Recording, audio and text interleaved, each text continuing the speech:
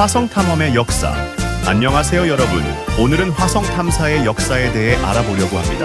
우리가 왜 화성에 관심을 가지게 되었는지, 그리고 지금까지 어떤 임무들이 수행되었는지 살펴볼게요. 먼저 화성에 대한 특징을 먼저 설명할게요. 화성은 태양계에서 네 번째로 위치한 행성이며 종종 붉은 행성이라고 불립니다.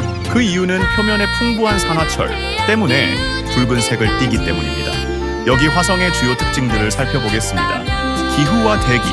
화성의 대기는 매우 희박하며 주로 이산화탄소로 구성되어 있습니다.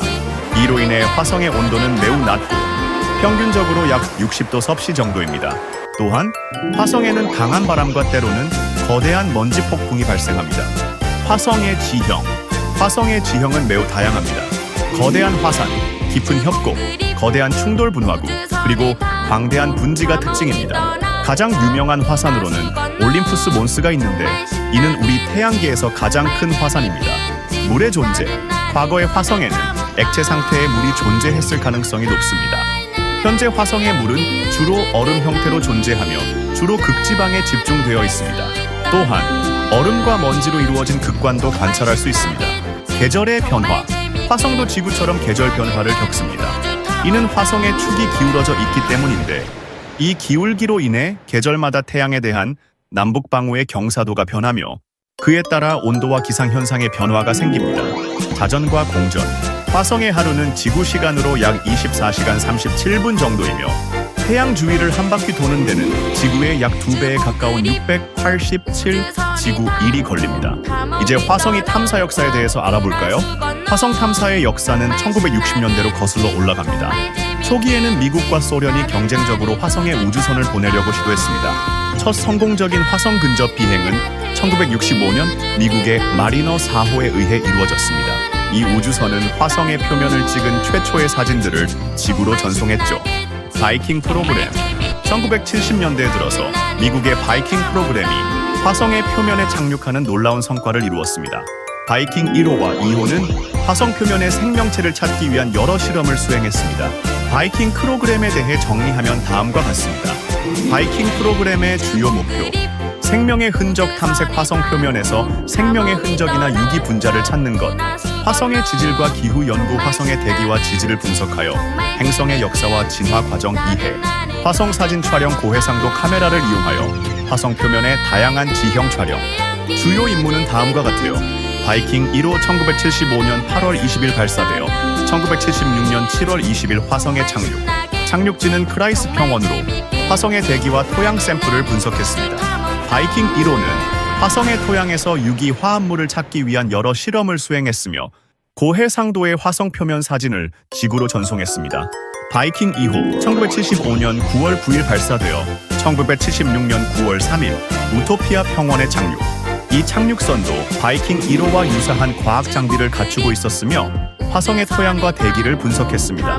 바이킹 프로그램은 화성의 토양에서 미생물의 생명, 활동을 나타낼 수 있는 화학 반응을 검출하려 했지만 결정적인 증거를 찾지는 못했습니다. 그러나 이 임무는 화성의 토양이 자극적이고 산화적인 환경임을 밝혀냈고 화성의 환경이 생명체가 살기에는 극도로 혹독한 조건임을 입증했습니다. 바이킹 프로그램의 사진들은 화성의 지형을 상세히 기록하여 행성의 지질학적 역사를 이해하는 데 큰 도움을 주었습니다. 또한 이 프로그램은 후속 화성 탐사 임무의 설계와 실행에 귀중한 데이터와 경험을 제공했습니다. 이 프로그램은 화성 탐사의 역사에서 가장 성공적인 임무 중 하나로 평가받고 있으며 우주 탐사 기술과 우주 과학에 있어 중대한 진보를 이루었습니다. 2000년대에 들어서면서 화성 탐사는 더욱 진화했습니다. 로버와 오비터가 화성의 지질과 기후, 생명체 존재 가능성에 대한 단서를 찾기 위해 화성에 보내졌습니다. 2000년대 주요 화성 탐사 임무 마스 오디세이 2001년 발사된 이 오비터는 화성의 방사능 환경을 매핑하고 행성의 표면 아래에 있는 수분을 검출하는 데 중요한 역할을 했습니다. 이 임무는 화성의 지구화학적 구성과 지질학적 환경을 이해하는 데 크게 기여했습니다. 스피릿과 오퍼튜니티 로버. 이 두 로버는 2003년에 화성에 착륙하여 각각 화성의 다른 지역을 탐사했습니다. 스피릿은 거베르 분화구 구셉 크레이터에서, 오퍼튜니티는 평원 메리디아니 플라눔에서 활동했습니다. 두 로버는 화성 표면의 다양한 암석과 광물을 분석하여 과거에 물이 존재했음을 증명하는 증거들을 발견했습니다. 마스 리콘네이선스 오비터. 이 오비터는 고해상도 카메라와 다양한 과학 장비를 사용하여 화성의 표면을 자세히 관찰하고 분석했습니다. 화성의 물리적 및 기후 변화에 대한 중요한 정보를 수집하여 화성의 과거 환경에 대한 이해를 깊게 했습니다. 피닉스 2007. 북극 근처에 착륙한 이 랜더는 화성의 토양과 얼음을 직접 샘플링하여 분석했습니다. 피닉스는 화성 토양에서 수성 화합물과 유기 화합물의 존재를 확인했으며 화성의 극지방에서 액체물의 존재 가능성을 높였습니다.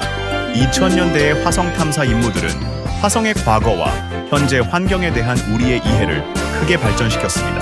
특히 과거에 물이 풍부했던 환경에서 화성이 어떻게 현재의 건조하고 먼지 많은 환경으로 변화했는지에 대한 증거를 제공했습니다.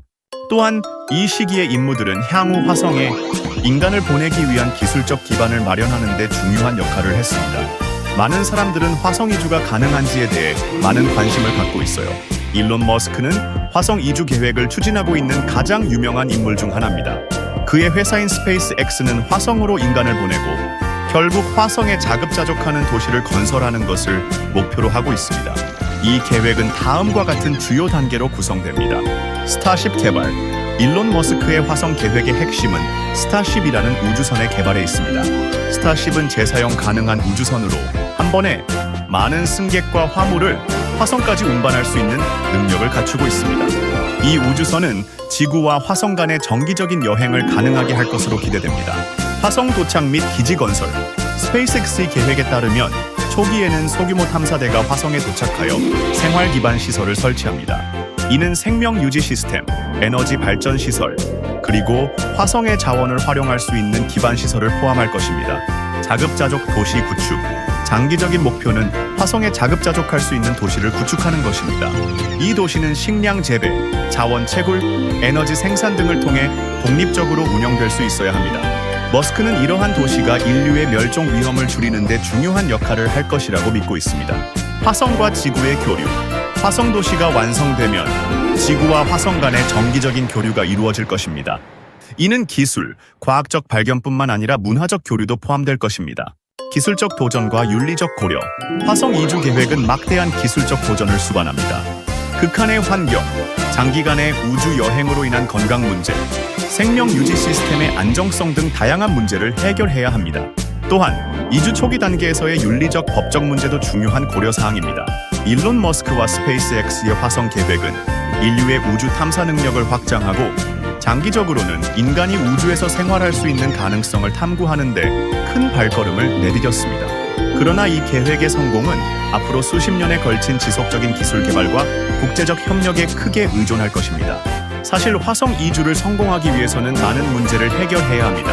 화성으로의 이주와 도시 건설은 기술적, 과학적 도전이 많은 복잡한 프로젝트입니다. 여기에는 여러 가지 중요한 과학적 문제가 포함되며 이를 해결하기 위한 연구와 개발이 필수적입니다. 장기 우주 비행의 인체 영향. 지구에서 화성까지의 여행은 약 6개월에서 8개월이 소요됩니다. 장기 우주 비행은 우주 방사선, 미세중력 환경에서의 근육 및 뼈 손실, 심리적 스트레스 등 인체에 여러 부정적인 영향을 끼칠 수 있습니다. 이러한 문제들을 해결하기 위해 보다 효과적인 방사선 차폐 기술, 우주 환경에서의 건강 유지 방안, 그리고 승무원의 정신 건강을 지원할 수 있는 대책이 필요합니다. 생명 유지 시스템. 화성에서의 생활은 완전히 자급자족하는 생명 유지 시스템에 의존해야 합니다. 이는 공기, 물, 식량을 지속적으로 재생산하고 순환시킬 수 있는 복잡한 시스템을 필요로 합니다. 기술적인 도전은 화성의 극한 환경에서 이러한 시스템을 안정적으로 운영하는 것입니다. 화성의 환경 이해와 자원 활용. 화성의 환경은 매우 가혹하며 표면은 먼지 폭풍과 매우 낮은 온도, 높은 방사선 수준이 문제가 됩니다. 화성의 자원을 효과적으로 이용하려면 우선 화성의 지질과 기후를 정밀하게 이해해야 합니다. 또한 현지 자원을 활용하여 건축 자재, 에너지, 생명 유지 재료를 생산하는 기술 개발이 중요합니다. 에너지 생산. 화성 기지의 모든 활동은 지속적인 에너지 공급을 필요로 합니다. 화성에서의 효과적인 에너지 솔루션으로는 태양광 발전, 핵분열 또는 핵융합 에너지가 고려될 수 있습니다. 이러한 에너지 시스템은 극한 환경에서 안정적으로 작동할 수 있어야 하며 지구에서 수백만 킬로미터 떨어진 곳에서 유지 보수와 수리가 가능해야 합니다. 법적, 윤리적 문제. 화성 이주는 또한 여러 법적, 윤리적 질문을 제기합니다. 예를 들어 화성의 자연 환경을 보호하는 법, 화성에서의 생활 권리와 의무, 국제 협력과 갈등 해결 등이 포함됩니다. 이러한 과학적 문제들은 화성 이주 계획을 실현하기 위해 극복해야 할 중요한 장애물들입니다. 각 도전은 지속적인 연구와 혁신을 필요로 하며 이는 국제적인 협력과 장기적인 헌신을 요구합니다. 화성 이주의 가장 핵심이 되는 문제는 화성 환경의 변화입니다. 화성 이주 계획에서 변화하는 환경에 대해 설명해 드리겠습니다. 화성 이주 계획은 단순히 우주선을 화성에 보내는 것을 넘어서 화성의 환경을 인간이 생활할 수 있는 조건으로 변화시키는 여러 단계를 포함합니다. 이 과정은 극한의 환경을 변화시키고 지속 가능한 생활 기반을 구축하는 것을 목표로 합니다. 화성 환경의 변화, 대기 조성 변화. 화성의 대기는 주로 이산화탄소로 구성되어 있어 인간이 호흡할 수 없습니다. 대기 조성을 변화시키기 위해 이산화탄소를 산소로 전환할 수 있는 기술이 개발되고 있습니다. 예를 들어 인공 광합성 시스템이나 화학적 방법을 통해 이산화탄소를 분해하고 산소를 생성할 수 있습니다. 온도 조절. 화성의 평균 온도는 약 60도 섭씨로 인간에게 매우 추운 환경입니다. 화성의 온도를 인간에게 적합하게 조절하기 위해 온실가스를 활용하거나 지열 에너지 시스템을 도입할 수 있습니다. 물의 확보와 관리. 화성에는 얼음의 형태로 물이 존재하며 이를 액체 상태로 전환하여 사용 가능하게 하는 기술이 필요합니다. 물의 지속적인 순환과 재사용 시스템을 구축하여 물 자원을 효율적으로 관리해야 합니다. 식량 생산. 화성에서의 자급자족을 위해서는 식량 생산 시스템이 필수적입니다. 온실에서의 수경 재배 또는 토양 개선을 통한 작물 재배 방법이 개발되고 있습니다. 이를 통해 화성의 토양에서도 식물이 자랄 수 있도록 환경을 조성합니다. 생태계 구축. 장기적인 목표는 화성의 자체적인 생태계를 구축하는 것입니다. 이는 미생물, 식물, 그리고 동물을 포함한 다양한 생명체가 상호작용하는 복잡한 시스템을 화성에서도 실현하는 것을 의미합니다. 이상 화성의 탐사에 대해서 살펴봤습니다. 화성 이주에 대한 기대로 최근에는 태양계 다른 행성에 비해 화성 탐사가 가장 활발하게 진행되고 있습니다. 정말 화성을 오고 갈 수 있는 날이 올까요? 곧 올 것이라고 믿고 우주를 향한 우리의 꿈을 소중하게 간직하고 발전시키세요. 여러분들의 꿈이 내일에는 화성 탐사와 화성 이주라는 거대한 목표를 이루는데 좋은 동기가 될 것입니다.